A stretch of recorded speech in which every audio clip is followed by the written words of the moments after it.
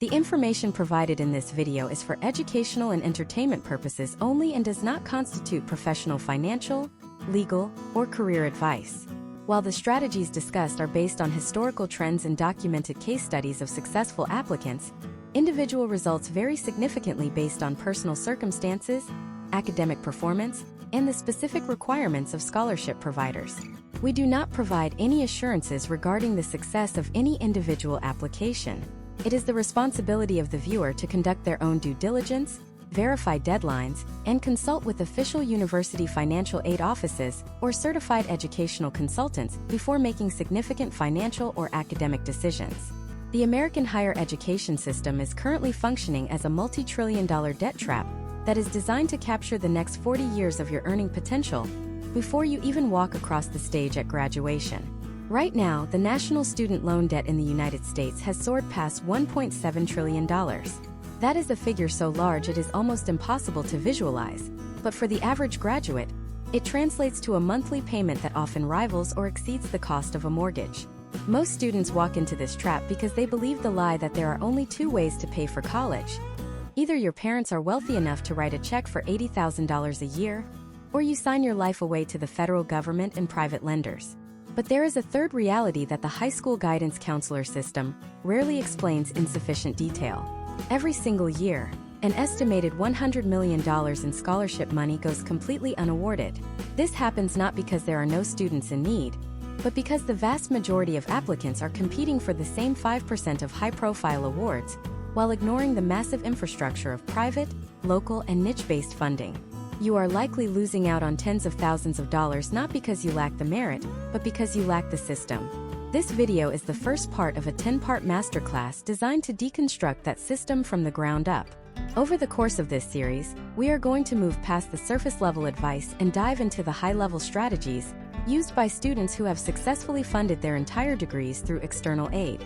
To understand why this masterclass is necessary, we have to look at the historical trends of tuition inflation versus the stagnation of federal grant programs like the Pell Grant.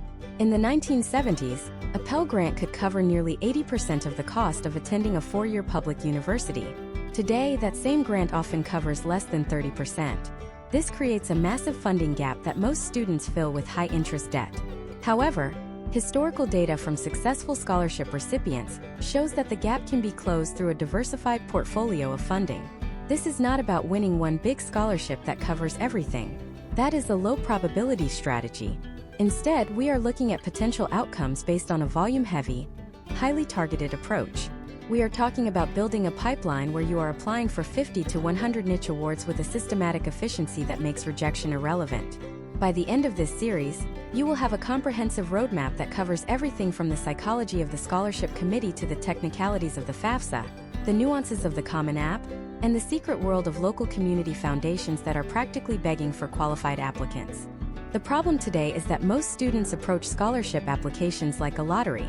They find a few national brands, submit a generic essay, and hope for the best. This is a recipe for failure. The scholarship market is a competitive ecosystem, and like any market, it rewards those who understand the specific needs of the buyer, which, in this case, is the scholarship provider. These organizations are not just giving money away, they are making an investment in a specific type of future leader, worker, or community member. If you do not know how to position yourself as that specific investment, your application is destined for the digital trash bin. We are going to solve that problem by teaching you how to audit your own profile, identify your unique selling points, and match them with the donors who are most likely to fund your specific trajectory. Whether you are a high school senior, a current undergraduate looking to offset rising costs, or a graduate student facing six-figure tuition bills, the principles of the scholarship pipeline remain the same. Let us look at a case study of the average applicant versus the strategic applicant.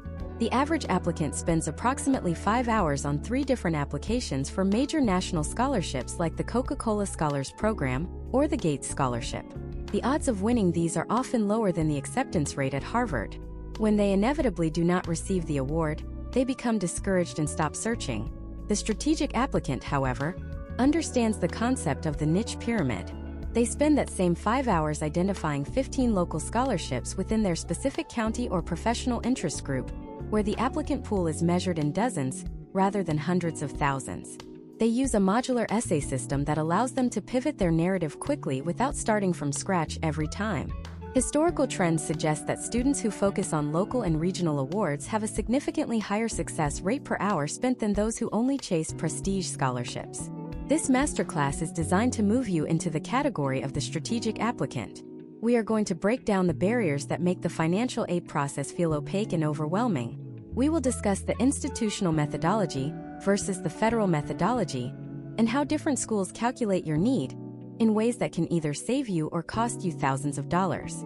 We will explore the hidden middle class trap, where families earn too much for significant federal aid, but too little to actually afford the cost of attendance, and how scholarships are the only viable bridge across that chasm. We are also going to address the merit myth, the idea that you need a 4.0 GPA and a perfect SAT score to get funding. While academic excellence is a factor for some awards, there are thousands of scholarships that prioritize community service, specific heritage, unique hobbies, or even a commitment to a specific career path like rural nursing or cybersecurity. The promise of this deep dive is clarity. By the time we reach the 10th part of this series, you will no longer be guessing. You will have a spreadsheet-driven, deadline-tracked, and narrative-optimized machine working for you. You will understand how to leverage your background, even if you think it is ordinary, into a compelling story that resonates with selection committees. We are going to look at the actual rubrics used by reviewers to grade essays so you can write to the criteria that actually matter. We are going to discuss the importance of the digital footprint and how scholarship providers are now auditing your social media before they cut a check. This is a comprehensive overhaul of your approach to the business of being a student. We are living in an era where the cost of education has decoupled from its immediate market value, making the pursuit of external funding not just a bonus, but a survival necessity for the modern American student.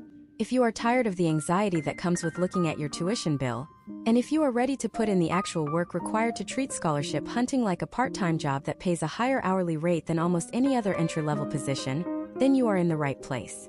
We are going to strip away the fluff and the magic bullet theories and look at the hard data and the proven workflows. This is about taking control of your financial future before the debt becomes an anchor. The journey from applicant to recipient is long, and it requires a level of persistence that most people simply aren't willing to give. But for those who are, the potential outcomes can be life-changing. Let us begin the deep dive into the first critical pillar of the scholarship process, the pre-application audit and the architecture of a winning profile. To begin the pre-application audit, you must first understand that a scholarship committee is not looking for a perfect person, but for a person who fits a very specific, predefined profile. Most students fail because they try to be a generalist who is good at everything, which makes them memorable to no one. Imagine if you are a donor who wants to fund the next generation of environmental engineers in the Pacific Northwest. You have $100,000 to give away. You receive 2 applications. Student A has a 4.0 GPA, plays varsity soccer, and has a generic essay about wanting to help the world. Student B has a 3.4 GPA, but they spent their weekends in 2025 and 2026 volunteering for a local river restoration project and has a clear, documented history of advocating for water quality in their specific zip code. Student B wins every single time. This is because Student B performed a self-audit and realized their narrative was their strongest asset, not their statistics. In 2026, the landscape of American education has shifted. Historical trends show that committees are increasingly wary of AI-generated perfection and are instead pivoting toward radical authenticity and verified impact. This is where your architecture begins. You need to sit down with a blank spreadsheet and perform what we call the data dump. This is not the time for modesty. You are going to list every single attribute about yourself across 7 distinct layers. Layer 1 is your academic baseline. This includes your GPA, but also your specific course rigor. Did you take AP Environmental Science? Did you dual enroll in a community college during your junior year? In 2026, showing that you took initiative outside of the standard high school curriculum is a high-value signal. Layer 2 is your institutional and community affiliations. Are you a member of a specific house of worship, a local 4-H club, or the Boy Scouts or Girl Scouts? Many students forget that these organizations often have internal scholarship funds that go unrequested because members assume the national office handles everything. Layer 3 is your geographic identity. In the United States, your zip code is often a key to specific funding. There are community foundations in places like the Mahoning Valley in Ohio or the Inland Empire in California that exists solely to support students from those specific regions. If you do not audit your residency history, including where your parents or grandparents lived, you are leaving money on the table. Layer 4 is heritage and family history. This goes beyond just ethnicity. Are you the child of a veteran? Is a family member a member of a specific labor union, like the United Auto Workers or the Teamsters? Historical trends in private scholarship funding show that legacy-based vocational awards are some of the least competitive and highest-paying opportunities available. Let us look at a case study of a student named Alex in 2026. Alex is a high school senior in a suburban district outside of Atlanta. Alex has a 3.2 GPA, which he feels is too low for major merit aid. During his audit, Alex realized 3 things. First, his grandfather was a member of a specific fraternal organization. Second, Alex spent 2 years repairing old computers in his garage to donate to low-income families. Third, he is interested in cybersecurity, a field with massive federal and private backing. By identifying these 3 specific intersections, Alex stopped looking for general scholarships and started looking for tech-based community service awards and fraternal legacy grants. The potential outcome for Alex was a fully funded freshman year through 4 separate $5,000 awards, none of which required a 4.0 GPA. Once you have your data dump, you move to the second phase of the audit, the impact analysis. This is where you transform a list of activities into a list of results. Scholarship committees in 2026 are looking for quantifiable data. If you were the president of the chess club, that is a title. If you were the president of the chess club and you increased membership by 40% and raised $2,000 for a regional tournament, that is impact. You must audit every role you have held and find the numbers. How many hours did you work? How many people did you lead? How much money did you manage? If you do not have these numbers, you need to estimate them conservatively based on your records. The architecture of your profile also requires a digital audit. Imagine if a scholarship reviewer enters your name into a search engine. In 2026, they will find your LinkedIn, your social media profiles, and any local news mentions. If your digital footprint does not align with the scholarship persona you are building, it creates a cognitive dissonance that leads to a rejection. Part of your pre-application work is cleaning up your public presence and, more importantly, optimizing your LinkedIn profile to reflect the achievements you have identified in your data dump. This serves as secondary proof of your claims. Another critical component of your profile architecture is what we call the niche pivot. This involves looking for the weirdest things about yourself. Are you a left-handed student interested in horticulture? There is a scholarship for that. Are you a tall person over a certain height? There is a scholarship for that. Are you the descendant of someone who lived in a specific county in 1920? There is often a trust fund for that. The reason these exist is that wealthy donors often leave very specific instructions in their wills. These are the ghost scholarships of the American system. They are not advertised on the big search engines because the criteria are so narrow that the platforms do not have the filters for them. Your audit must include your quirks, your hobbies, and your family's historical trivia. Step by step, you should now have a master document that contains your verified stats, your quantified impact, your geographic and legacy connections, and your niche identifiers. This document is the blueprint for everything that follows. It allows you to move with speed. When a new scholarship opens up, you do not have to think about what to write. You look at your architecture, find the pillar that matches the donor's intent, and deploy it. This systematic approach is what separates the winners from the thousands of students who are currently staring at a blinking cursor on a blank screen. But even with a perfect audit, there is a massive obstacle that stops 90% of students before they even submit their first application. It is the feeling of being overwhelmed by the sheer volume of information. You might have 50 potential leads after your audit, but how do you know which ones are real, and which ones are just data mining scams designed to sell your information to student loan refinancers? In 2026, the rise of predatory scholarship sites has made the search process more dangerous than ever. You need to know how to filter the noise and find the hidden databases that the general public cannot access. The architecture you have built is only as good as the tools you use to deploy it. If you have your profile ready but you are still using basic search engines or the top 3 scholarship sites that everyone else is using, you are still competing in a crowded market. You are essentially bringing a high-powered weapon to a fight, but standing in the middle of a crowded stadium where everyone can see you. To truly win, you need to go where the competition is zero. You need to find the scholarships that are hidden behind institutional walls and local bureaucracy. In the next part of this masterclass, we are going to dive into the search engine mastery phase. I am going to show you how to bypass the commercial sites and access the private databases of community foundations, corporate social responsibility reports, and the specific search strings that will reveal the unadvertised millions. If you think the audit was eye-opening, wait until you see where the money is actually hiding. To find the unadvertised millions, you must first recognize that the most popular scholarship search engines are often your biggest hurdle.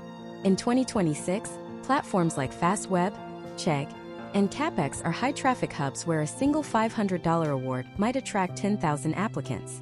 Historical trends show that as these platforms became more automated, the sheer volume of competition reduced the statistical probability of any individual student winning to less than 1%.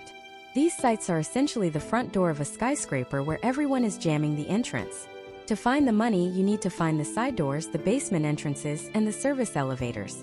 This is where advanced search engine mastery comes into play. You are no longer just a student searching for money. You are a digital investigator using Boolean logic to uncover opportunities that have zero search engine optimization and were never intended to be found by the masses. Imagine if you are Sarah, a student in 2026 living in Des Moines, Iowa. Sarah has been using the standard search engines for 3 months and has received 0 responses. She decides to switch tactics and uses the site operator strategy. Instead of typing scholarship for Iowa students into a standard search box, she goes to a major search engine and types site::.org in-text scholarship 2026 Des Moines. By using the site::.org operator, Sarah is telling the search engine to ignore every commercial.com website. She is bypassing the aggregators, the lead generation sites, and the blogs that are just trying to sell her student loans. What she finds instead are the direct websites of local nonprofits, Rotary clubs, and small community foundations that do not have the marketing budget to compete with the big platforms. Let us break down the specific search strings you need to master. The first is the file type operator. Many small, local organizations in the United States still use paper-based or PDF-based application processes because they lack the infrastructure for a digital portal. This is a massive advantage for you because the average applicant is too lazy to download, print, or manually fill out a PDF. In 2026, you should use the string file type :PDF scholarship application 2026 plus your specific state or city. This will pull up direct links to the actual application forms hosted on obscure servers. When you find a PDF that was uploaded by a small town school district or a local chamber of commerce, you have found a goldmine. Historical trends suggest these awards often have fewer than 20 applicants, and in some cases they receive no qualified applicants at all. Another powerful tool is the in-title search. You can search for in-title: scholarship plus a very specific niche from your profile audit, such as in-title: scholarship 2026 first generation or in-title: scholarship 2026 nursing Iowa. This forces the search engine to only show you pages where the scholarship is the primary focus of the page, rather than just a mention in a long list of resources. You should also utilize the minus operator to filter out the noise. For example, if you are tired of seeing results from a specific massive site that you have already searched, you can type scholarship 2026 site:/bigscholarshipsite.com. This allows you to surgically remove the clutter from your results, giving you a clear view of the niche opportunities that are usually buried on page 10 of the search results. Beyond search engines, you must learn to navigate the world of corporate social responsibility or CSR reports. In 2026, almost every Fortune 500 company in the United States is under pressure to show their social impact.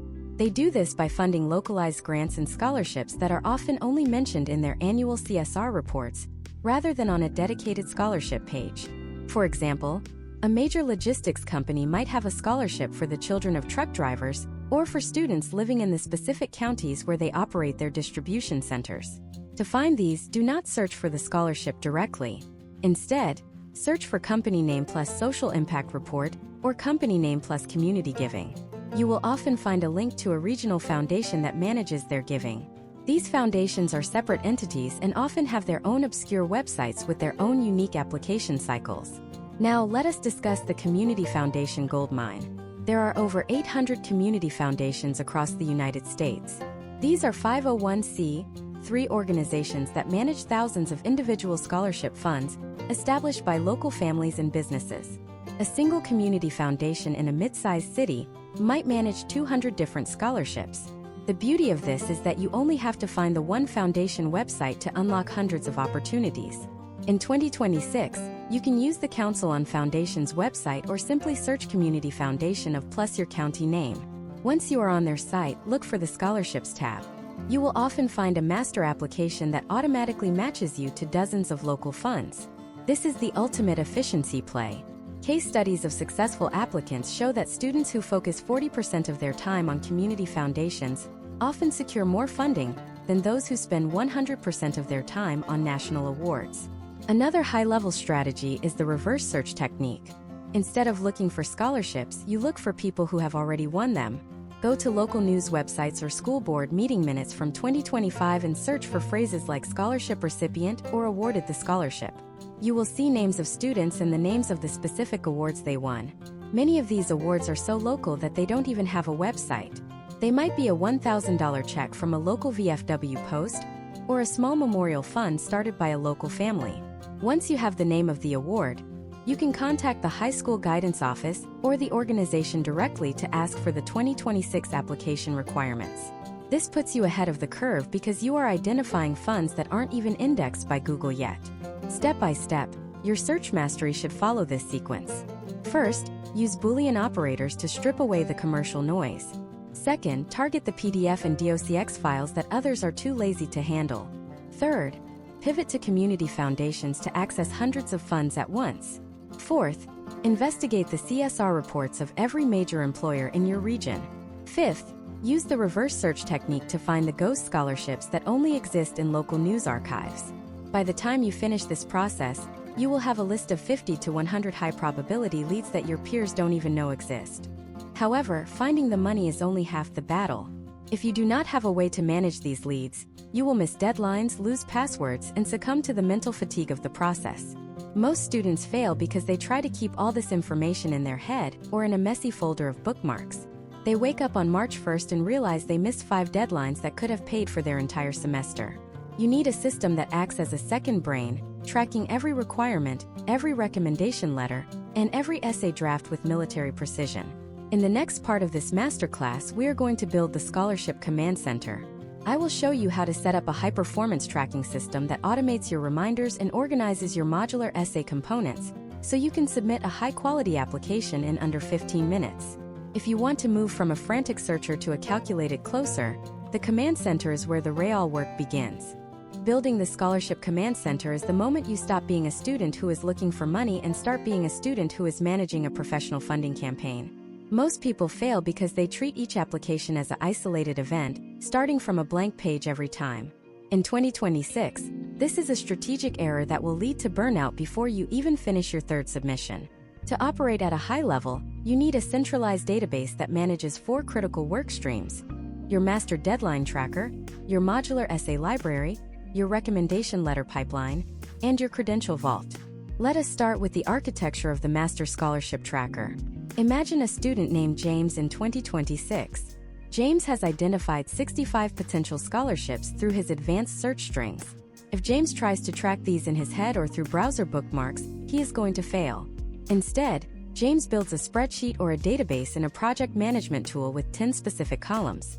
Column 1 is the scholarship name and a direct link to the application portal. Column 2 is the deadline, sorted from earliest to latest. Column 3 is the award amount. Column 4 is the effort level, ranked from 1 to 5, where a 1 is a simple form and a 5 is a multi-essay submission with a portfolio. Column 5 is the focus area, such as community service or academic merit. Column 6 tracks whether a recommendation letter is required. Column 7 is the status, using a drop-down menu for not started, in progress, submitted, or followed up. Column 8 is the date submitted. Column 9 is the date of the expected decision. And column 10 is a section for notes on the specific donor's mission statement. By having this high-level view, James can see that he has a cluster of 7 deadlines in the second week of March. He now knows he needs to finish the bulk of his writing in February to avoid the high-stress rush that leads to errors. The next pillar of your command center is the modular essay library. This is the single most important efficiency hack in the scholarship world. Historical trends in scholarship prompts show that about 80% of organizations ask variations of the same 4 questions. Tell us about a time you showed leadership, describe a challenge you overcame, how will this money help you achieve your career goals, and why do you care about your community? Instead of writing new essays for every application, you are going to build what we call the Lego system of writing. You will create a master document with 3 versions of each core narrative: a 250-word version, a 500-word version, and a 750-word version. For example, let us look at the leadership narrative. James does not just write about being the captain of the debate team once. He writes a detailed, high-impact 750-word master essay that includes specific data points, such as the number of tournaments won and the specific coaching methods he used to help junior members. When James finds a scholarship that only allows for a 300-word response, he does not start over. He takes his master 750-word essay and cuts the secondary details, leaving the high-impact core. This allows him to turn around a high-quality application in 15 minutes rather than 5 hours. This is not about being lazy. It is about narrative optimization. By refining these master blocks over several weeks, the quality of his writing becomes significantly higher than if he were rushing to meet a midnight deadline from scratch. The third work stream is the recommendation letter pipeline. One of the most common reasons students miss deadlines is not because of their own procrastination, but because their teachers or mentors did not submit their letters on time. In 2026, you must manage your recommenders like a project manager manages a vendor. This starts with the brag sheet. You should never just ask a teacher, "Will you write me a letter?" Instead, you provide them with a digital folder that contains your resume, your scholarship tracker, and a list of specific accomplishments you had in their class or under their supervision. Imagine James asking his chemistry teacher for a letter. He provides a document that says, "Dear Mr. Smith, thank you for agreeing to support my scholarship applications. To make this easier for you, I have attached my brag sheet. You might remember when I led the lab group that successfully identified the unknown compounds 3 weeks ahead of schedule, or when I spent my lunch hours tutoring the freshman class." Mentioning these specific instances would be very helpful for the scholarships focused on STEM leadership. By feeding your recommenders the exact content you want them to include, you ensure that their letters align with the persona you built during your pre-application audit. Furthermore, you must set internal deadlines for your recommenders that are at least 2 weeks before the actual scholarship deadline. This gives you a buffer to send a polite follow-up if the letter has not been uploaded. The final component of the command center is the credential vault. This is a secure cloud-based folder where you keep high-resolution scans of every document you might ever need. This includes your official and unofficial transcripts, your SAT or ACT score reports, your FAFSA student aid report, your CSS profile, a copy of your birth certificate or permanent resident card, and a professional headshot. In 2026, many scholarships are moving toward more holistic reviews that might ask for a video introduction or a creative portfolio. Keeping these assets in a single organized folder means you are never scrambling to find a file, while an application portal timer is ticking down. Let us look at a potential outcome for a student who uses this system versus one who does not. Case studies of applicants in 2025 and 2026 show that students using a centralized tracking and modular essay system were able to submit an average of 42 applications over a 4-month period. Students without a system averaged only 6 submissions. Because scholarship hunting is a numbers game where you are looking for the intersection of your profile and a donor's specific criteria, the student with 42 submissions has a mathematically superior chance of finding a match. They are essentially casting a much wider net with a much stronger mesh. Your command center also needs an automation layer. In 2026, you can use digital calendars to set up a 3-stage alert system for every deadline. The first alert should trigger 21 days before the deadline, signaling that it is time to request or confirm letters of recommendation. The second alert triggers 7 days before, which is the deadline for your final essay review. The third alert triggers 48 hours before the actual deadline. You should never, under any circumstances, aim to submit on the day of the deadline. Historical trends show that application portals frequently crash or experience lag during the final 6 hours of a major scholarship window due to high traffic. Submitting 48 hours early is your insurance policy against technical failure. Now that your command center is built and your system is running, you are ready to tackle the most intimidating part of the process, the blank page. But even with a modular system, there is a specific way to write that triggers the psychological yes from a scholarship committee. Most students write essays that are either too academic and boring or too emotional and vague. There is a precise middle ground where you blend data-driven impact with a compelling human story. In the next part of this masterclass, we are going to dive deep into the psychology of the selection committee. I am going to show you the actual grading rubrics used by major foundations and teach you how to use the hook, the pivot, and the proof method to make your essays unignorable. You have the tools and the tracker. Now it is time to master the art of the narrative. To master the psychology of the scholarship selection committee, you must first visualize the environment in which your application is being read. In 2026, most committee members are not professional recruiters. They are overworked faculty members, busy community volunteers, or local business owners who have carved out time in their evenings to sift through hundreds of digital files. By the time they reach your essay, they may have already read 50 others that all sound exactly the same.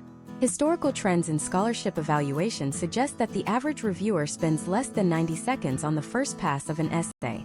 If you do not capture their intellectual interest within the first 2 sentences, your chances of moving to the finalist pile drop significantly. These reviewers are looking for a reason to say no so they can narrow down the field. Your job is to make it impossible for them to dismiss you by using the hook, the pivot, and the proof method. Imagine if you are Maria, a high school senior in 2026 from Phoenix, Arizona, applying for a highly competitive leadership scholarship funded by a national telecommunications company. Most students in Maria's position would start their essay with a sentence like, "I have always wanted to be a leader because I like helping people and making a difference in my community." This is what we call a filler opening. It is a statement of intent that contains zero unique information. To a reviewer, this is a signal to stop paying close attention. Instead, Maria uses the hook, which starts in the middle of a high-stakes moment. Her essay begins. At 2 a.m. on a Tuesday in July, I was staring at a spreadsheet of 500 families in my district who were about to lose their internet access due to a local subsidy expiration. This is the hook. It immediately establishes a setting, a conflict, and a specific problem. It forces the reviewer to ask what happened next. After the hook, you must execute the pivot. The pivot is the bridge between your specific story and the donor's broader mission. This is where you explain how that specific moment shaped your worldview or your career trajectory. Maria's pivot sounds like this. While most people see internet access as a luxury, that night taught me it is the fundamental infrastructure of modern education. My goals shifted from simply studying computer science to engineering low-cost connectivity solutions for underserved urban corridors. This pivot tells the committee that Maria is not just a student seeking a degree. She is a visionary with a specific objective that aligns with the donor's industry. Historical trends indicate that committees are far more likely to fund a student who has a clear, actionable vision of the future rather than one who is simply looking for a way to pay for a general education. Finally, you deliver the proof. This is the data-driven section of your narrative, where you validate the claims made in your hook and pivot. Many students make the mistake of being too modest or too vague in this section. In 2026, proof must be quantifiable. Maria does not just say she helped those families, she provides the numbers. She writes, "Over the next 3 weeks, I coordinated a team of 4 student volunteers to partner with 3 local nonprofits, successfully re-enrolling 412 of those 500 families into a new federal grant program. This direct action prevented an estimated 1,200 students from falling behind in their summer bridge programs." This is the proof.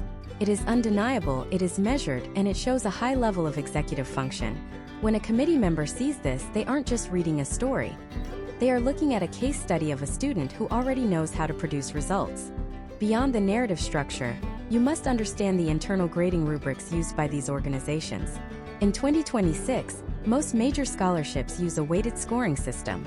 A typical rubric might look like this: 20 points for academic achievement, 40 points for the narrative and character alignment, 30 points for documented community impact, and 10 points for the quality of the presentation and grammar. Notice that the narrative and impact sections combined account for 70% of the total score. This means a student with a slightly lower GPA but a world-class narrative can easily outscore a 4.0 student who wrote a boring essay. Case studies of successful applicants show that focusing your energy on the 70% that is within your control during the application cycle is the most effective way to improve your potential outcomes. Another psychological factor to consider is the service-oriented narrative versus the victim narrative. In previous decades, there was a trend toward focusing heavily on personal hardships to gain sympathy. However, historical trends in 2025 and 2026 show that committees are pivoting toward resilience and future-oriented leadership. While it is important to acknowledge challenges you have faced, the essay should not dwell on the hardship itself. Instead, it should focus 80% of the word count on how you responded to that hardship and what you learned from it. The committee is not looking to reward past suffering. They are looking to invest in future success. They want to see that you are a person who takes agency over your circumstances. If you describe a financial or personal struggle, immediately pivot to the skills you develop because of it, such as resourcefulness, time management, or empathetic leadership. You also need to be aware of the AI detection landscape in 2026. Almost all major scholarship providers now use sophisticated software to scan for AI-generated content. If your essay sounds like a generic, perfectly structured but soulless machine output, it will likely be flagged and disqualified. The way to bypass this is through radical specificity. AI struggles to replicate the nuanced, sensory details of a real human experience.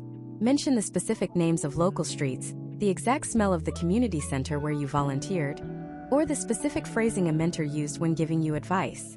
These micro-details are the fingerprints of authenticity that reassure the committee they are reading the words of a real human being. One of the most effective ways to add value to your essay is to research the specific values of the organization.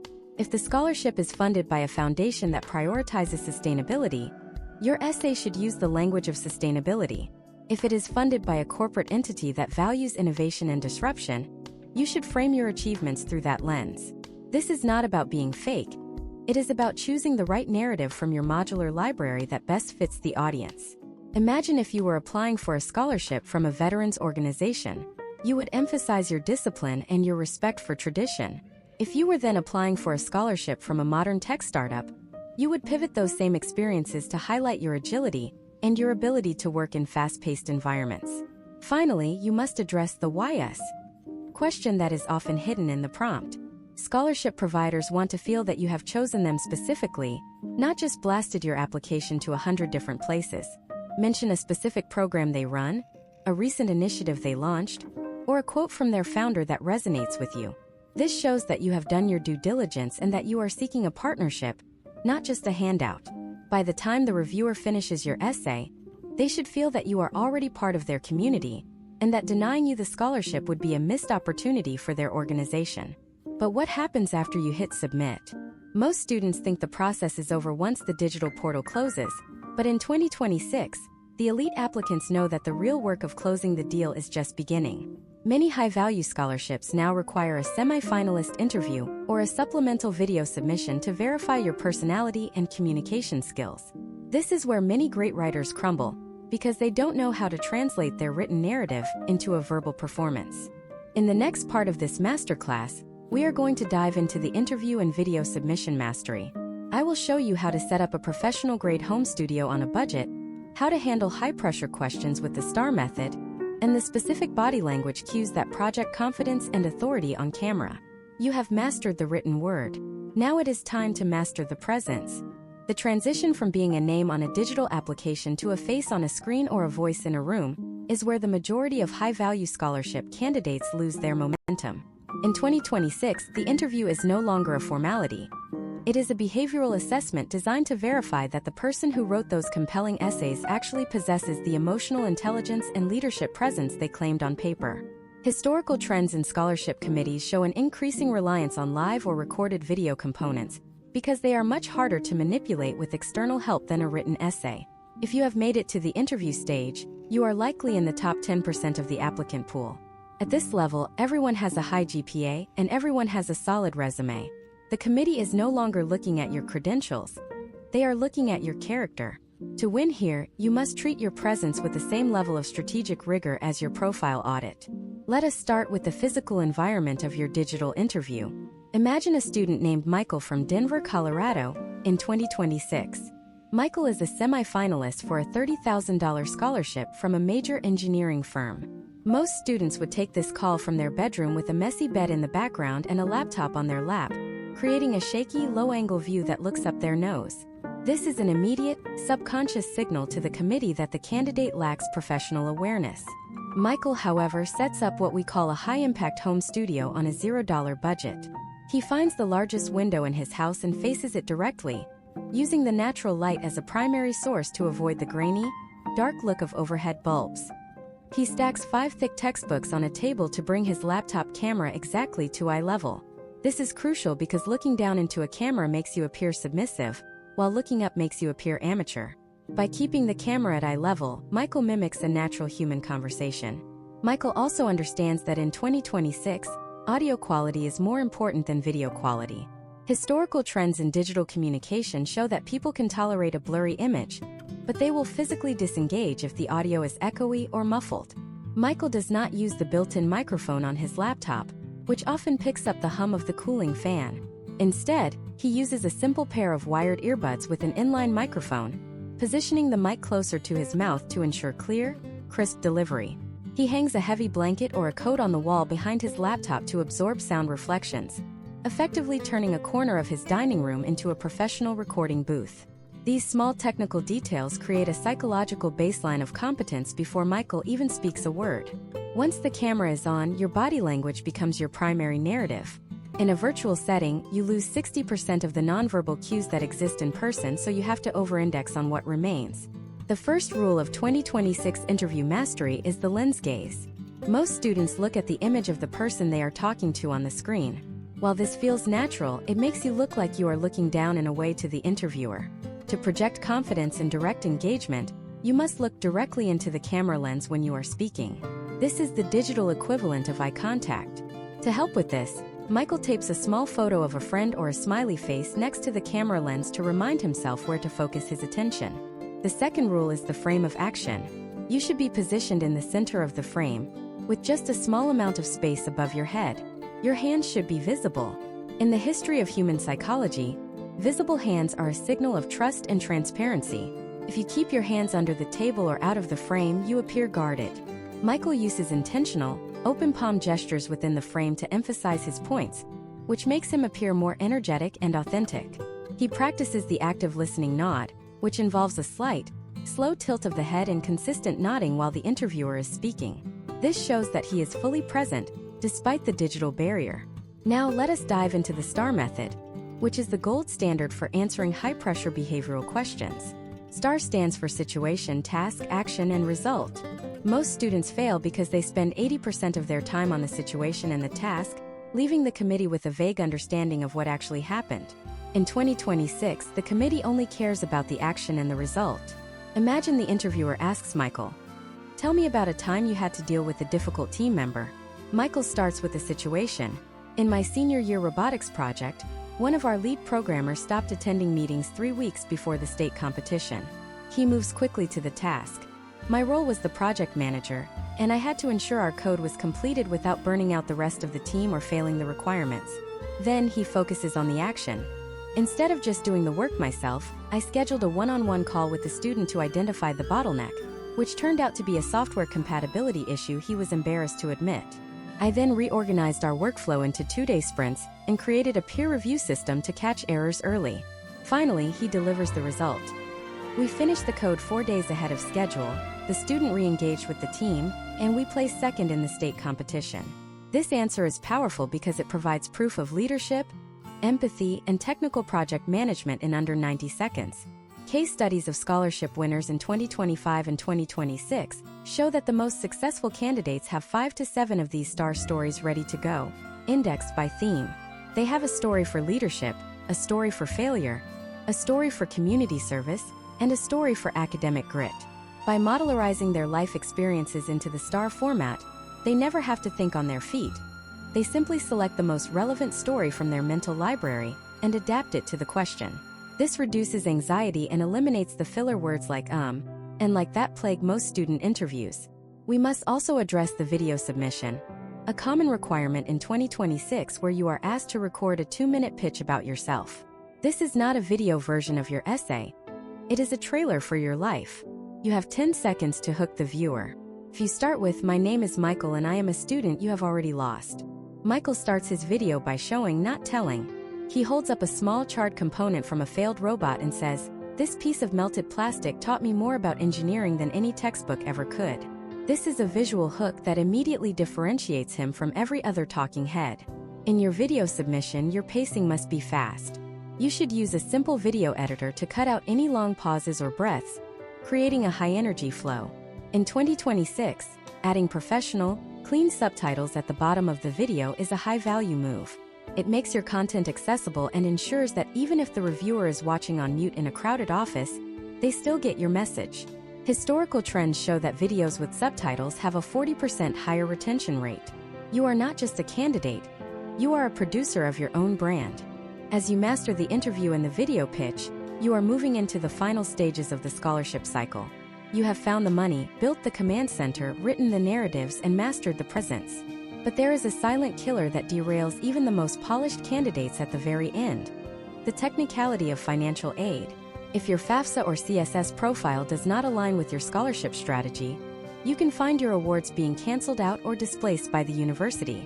Many students win $20,000 in scholarships, only to find that the university reduced their institutional aid by the same amount, leaving them with a net gain of zero. In the next part of this masterclass, we are going to dive into the dark art of financial aid negotiation and award displacement. I will show you how to protect your scholarship money from being clawed back by the school, and how to write a formal appeal letter that can potentially unlock thousands of dollars in additional funding. You have won the battle for the scholarship. Now it is time to win the war for the bottom line. To understand the war for the bottom line, you must first confront the reality of award displacement. This is a practice where a university reduces the institutional financial aid it initially offered you because you were successful in winning outside scholarships. Imagine if a student named Chloe from Columbus, Ohio in 2026 works tirelessly to secure a $5,000 scholarship from a local community foundation. She proudly reports this win to her university's financial aid office. A week later, she receives a revised financial aid package. To her horror, the university has removed $5,000 of her institutional grant, replacing it with her outside scholarship. Chloe's out-of-pocket cost has not changed by a single cent. She essentially did all that work to save the university money, not herself. Historical trends indicate that approximately 50% of colleges in the United States engage in some form of displacement, and in 2026, with institutional budgets tightening, this practice has become even more aggressive.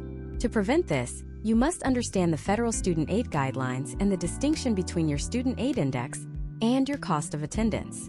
In the eyes of the financial aid office, your total aid cannot exceed your demonstrated need. However, there is a specific hierarchy of how aid should be reduced. The strategic move is to proactively contact the financial aid office before your outside checks arrive. You must formally request that any outside scholarships be applied first toward reducing your self-help aid. Self-help aid includes federal student loans and work-study requirements. By shifting the outside scholarship to cover the loan portion of your package, you are lowering your future debt rather than losing your current grants. Case studies of successful students in 2026 show that a polite, documented request referencing the university's own policy on outside aid can often save thousands of dollars from being displaced. Beyond displacement, we must master the art of the financial aid appeal, also known as a professional judgment review. Under Section 479A of the Higher Education Act, financial aid administrators have the legal authority to adjust your financial aid package based on special circumstances. In 2026, the standard FAFSA data is based on tax information from 2 years prior. A lot can happen in 24 months. If your family has experienced a significant change in financial status, such as a job loss, a reduction in income, high medical expenses not covered by insurance, or even the death of a primary earner, the numbers on your initial offer are obsolete. Imagine if a student named Marcus, attending a private university in 2026, finds that his father's small business was severely impacted by local economic shifts that occurred after their tax returns were filed. Marcus cannot simply call the office and ask for more money. He must trigger a formal professional judgment review. This requires a highly structured appeal letter and a mountain of evidence. The potential outcome of a well-executed appeal is an adjustment to the student aid index, which can unlock additional federal and institutional grants that were previously unavailable. A successful appeal letter in 2026 follows a specific 5-part architecture. First, the objective. State clearly that you are requesting a reevaluation of your aid based on special circumstances. Second, the facts. Use bullet points to list exactly what has changed. For Marcus, this means showing the specific revenue drop from 2024 to 2026 with signed statements from an accountant. Third, the impact. Explain how this change affects the family's ability to pay the specific contribution calculated by the school. Fourth, the documentation. Never send an appeal without proof. This includes layoff notices, medical bills, or death certificates. Fifth, the specific ask. Do not just ask for help. Ask for a specific amount or a specific type of aid, such as a move from unsubsidized to subsidized loans or an increase in the university's need-based grant.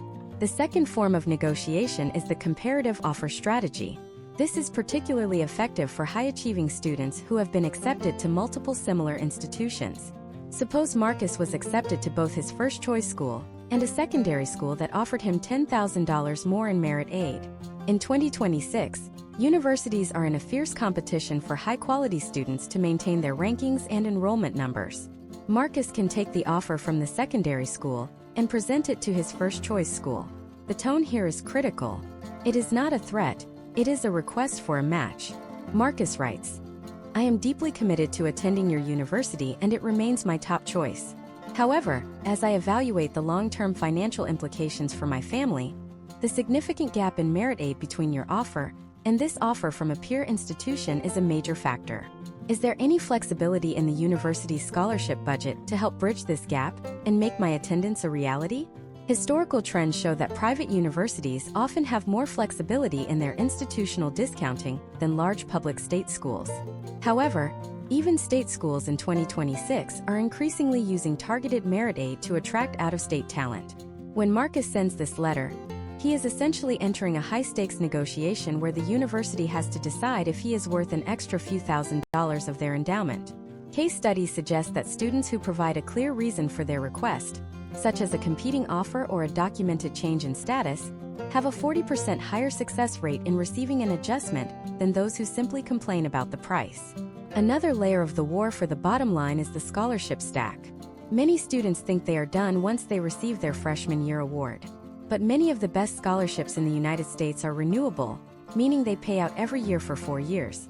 However, these renewals are contingent on maintaining a specific GPA or staying within a specific major. In 2026, many students lose their funding in sophomore year because they did not read the fine print. Part of your negotiation and management strategy must include a renewal audit. You need to know exactly what the triggers are for losing your money. If you have a scholarship that requires a 3.5 GPA, and you are struggling in a difficult engineering course, you need to know this in October, not May. You must also consider the tax implications of your scholarship wins. In the United States, scholarship money used for tuition, fees, books, and required equipment is generally tax-free.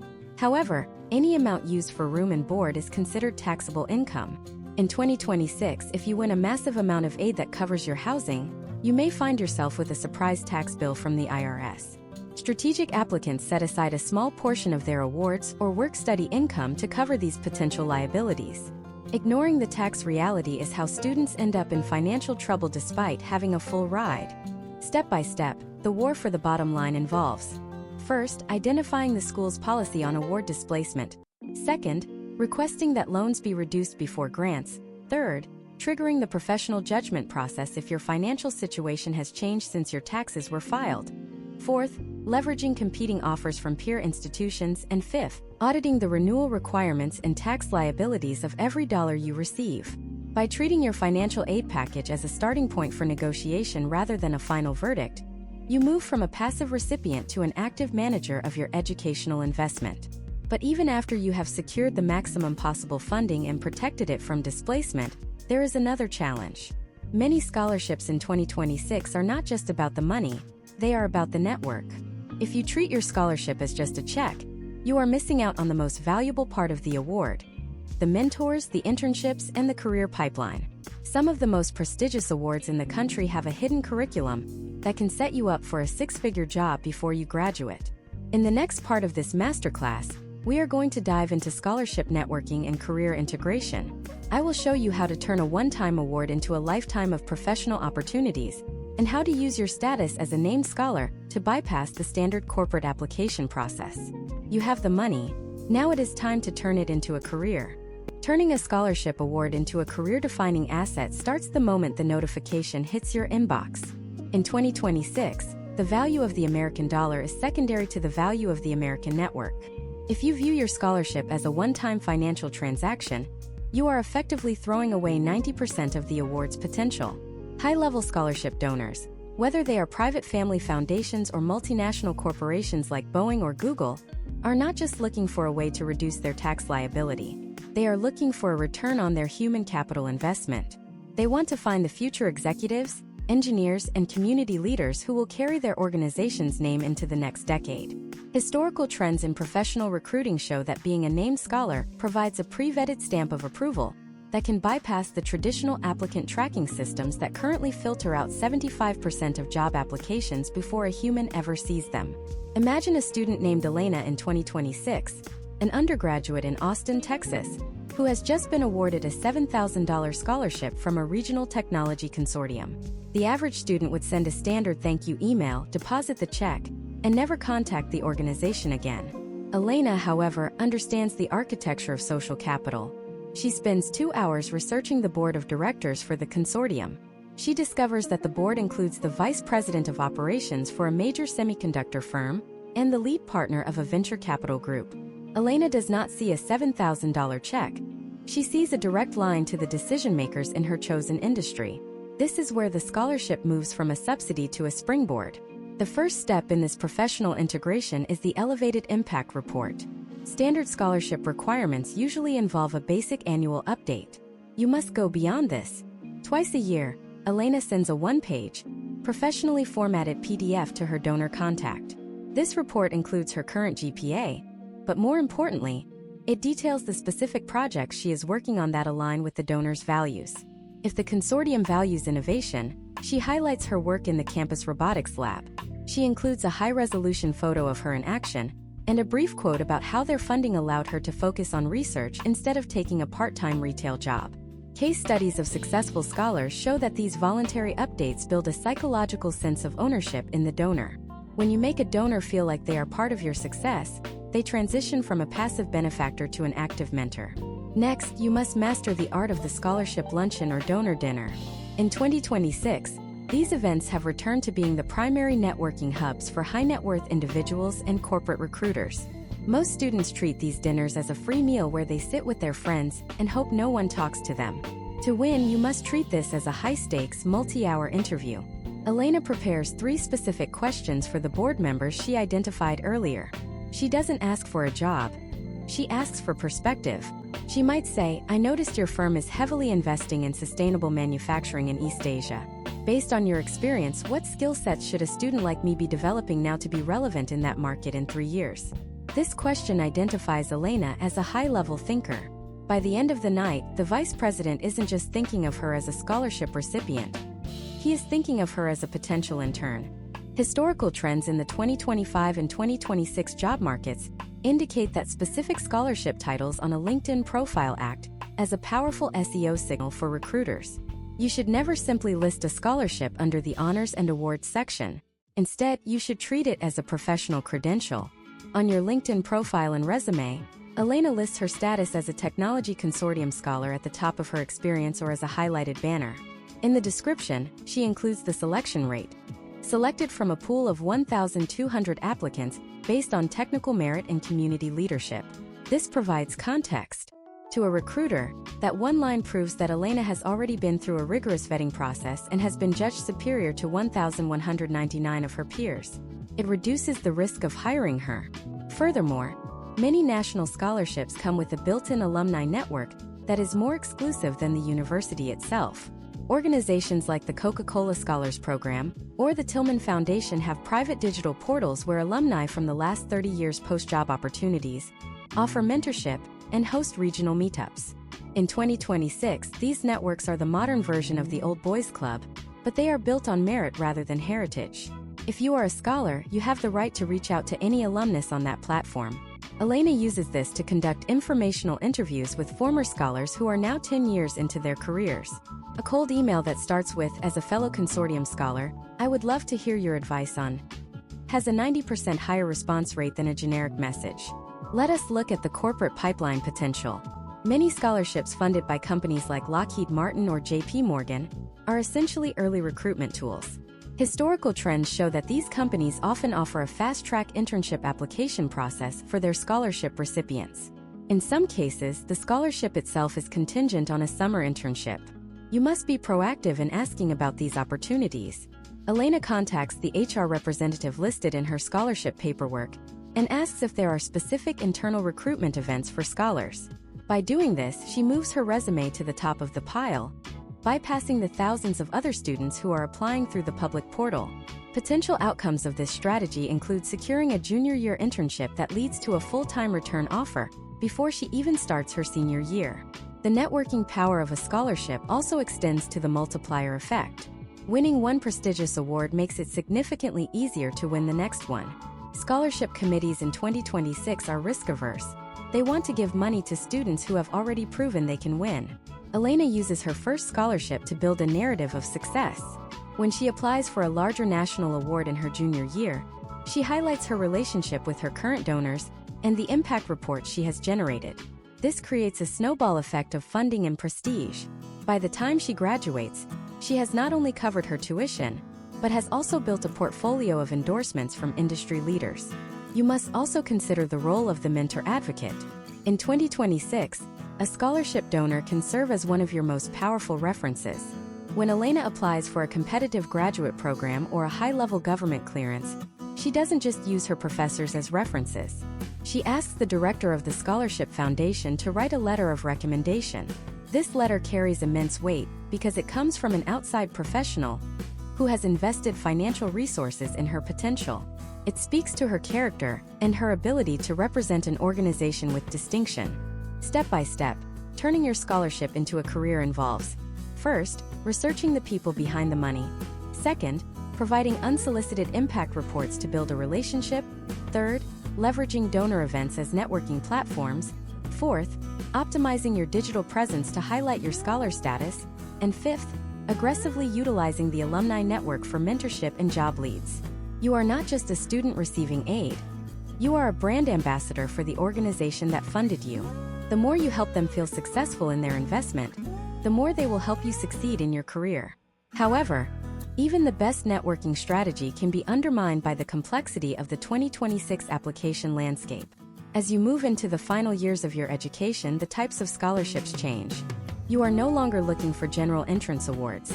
You are looking for highly specialized, niche-based funding for research, study abroad, and graduate-level fellowships. These awards have a completely different set of rules and a much higher level of scrutiny. If you apply for a Fulbright or a Rhodes with the same strategy you used for a local $500 award, you will fail. In the next part of this masterclass, we are going to dive into niche specialization and the graduate pipeline. I will show you how to find the high-stakes funding that pays for master's and PhD programs, and the secret to winning international fellowships that can put you in the room with world leaders. You have built the foundation. Now it is time to scale. Scaling into the graduate pipeline requires a complete psychological shift from the mindset of a student to the mindset of a professional researcher or specialist. In 2026, the cost of a master's degree or a PhD in the United States has reached a critical inflection point where the interest rates on Grad Plus loans have made traditional debt financing almost mathematically impossible for many career paths. Historical trends show that the average graduate student now faces debt loads that are 30 to 50% higher than undergraduate levels, often for programs that offer less institutional aid. This is why niche specialization and international fellowships are no longer just for the elite. They are the necessary survival tools for anyone looking to advance their education without becoming a permanent indentured servant to the Department of Education. To scale, you must stop looking for scholarships and start looking for fellowships, grants, and assistantships that view you as a future contributor to a field, rather than just a customer in a classroom. Imagine if you are David, a senior at a state university in Michigan in 2026. David wants to pursue a master's in public policy with a focus on urban renewal. He knows that the sticker price for his dream program is $60,000 a year. Instead of applying for general graduate school scholarships, David identifies the specific niche of the Pickering or Wrangell Fellowships. These are high-stakes, highly specialized programs designed to funnel diverse talent into the United States Foreign Service. They do not just provide money, they provide a 5-year commitment to a career. For David, the potential outcome of winning this fellowship is not just a free degree, but a guaranteed entry-level officer position with the State Department. This is the difference between undergraduate funding and graduate scaling. You are no longer just funding a degree, you are funding a career trajectory. The graduate pipeline is built on the foundation of the Big Three international fellowships: the Rhodes, the Marshall, and the Fulbright. In 2026, these remain the most prestigious awards in the world, and they have a unique gatekeeping mechanism that most students fail to understand until it is too late. You cannot simply apply to these programs on your own. You must go through an internal campus nomination process. This process often begins 12 to 18 months before the actual award starts.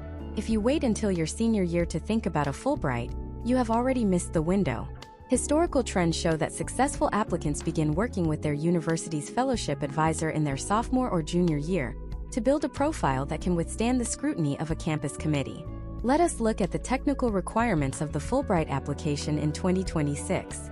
If you are applying for a research grant, you must secure a letter of affiliation from a host institution in your target country. This means you must cold email professors in Germany, South Korea, or Brazil and convince them to sponsor your research before you even submit your application. This is not a student task.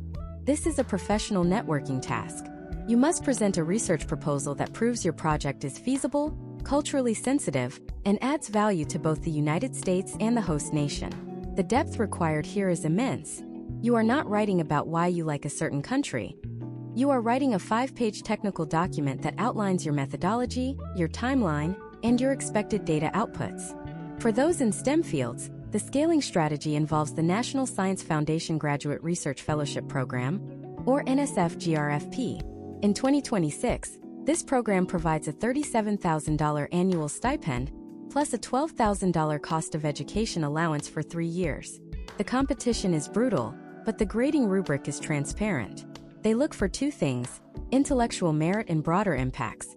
Many brilliant students fail the GRFP because they focus entirely on the science and ignore the broader impacts.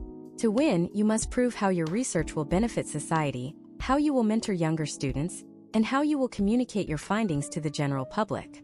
Case studies of GRFP winners show that the most successful proposals are those that blend high-level technical innovation with a deep commitment to community engagement and educational outreach.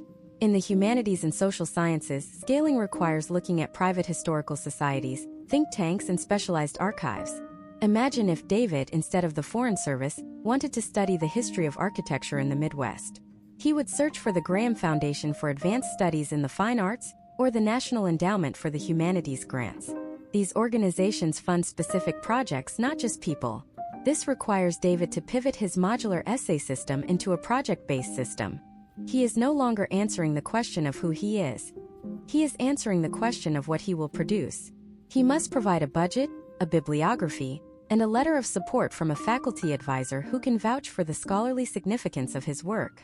The transition to graduate-level funding also introduces the concept of the statement of purpose versus the personal statement. Most students confuse the two. A personal statement is about your past, your character, and the challenges you have overcome. A statement of purpose is about the future.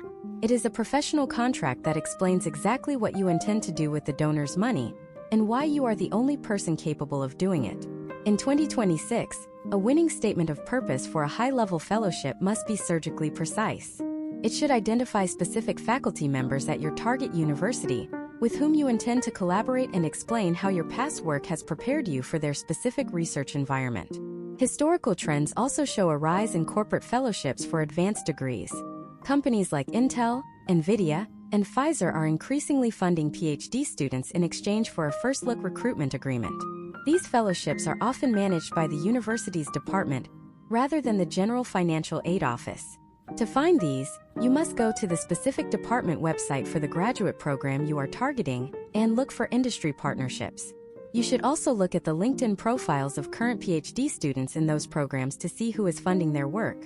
If you see 5 students funded by a specific foundation, that is your signal to investigate that foundation's application cycle for 2026 and 2027. Step by step, scaling into the graduate pipeline involves: first, identifying the internal campus nomination deadlines at your current institution.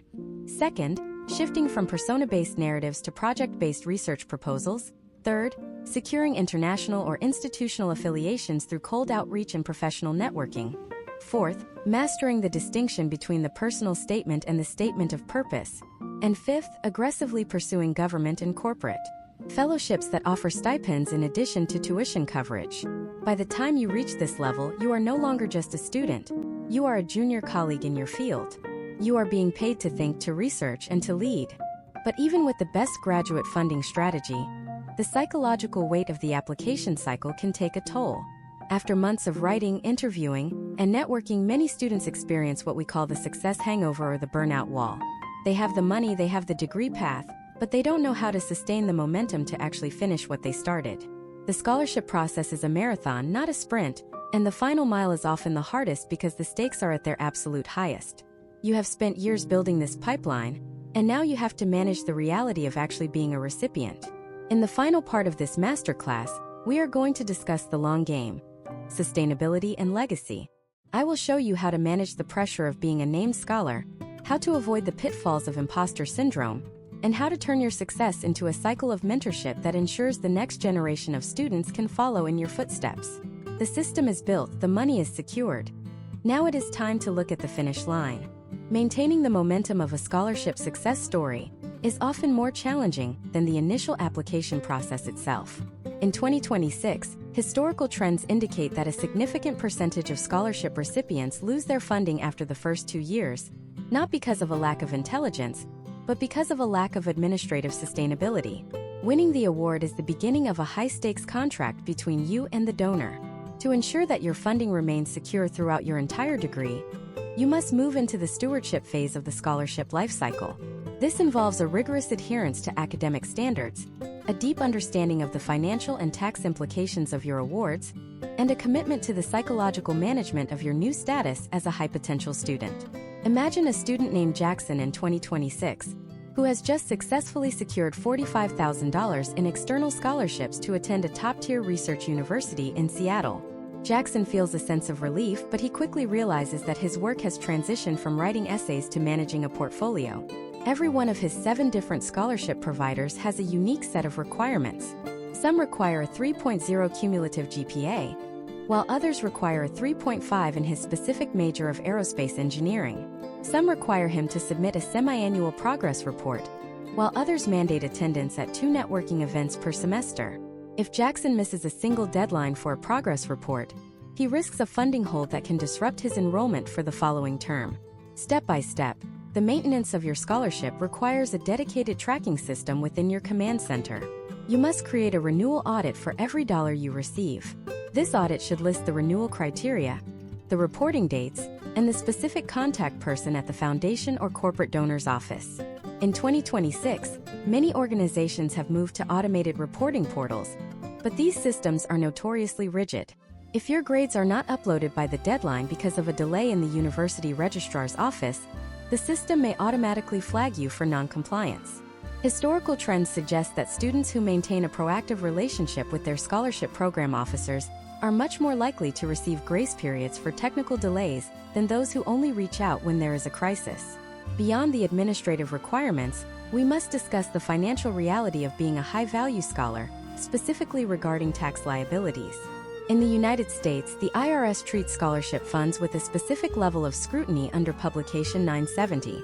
While money spent on tuition, fees, books, and required equipment is generally tax-free, any portion of a scholarship used for room, board, or travel is considered taxable income.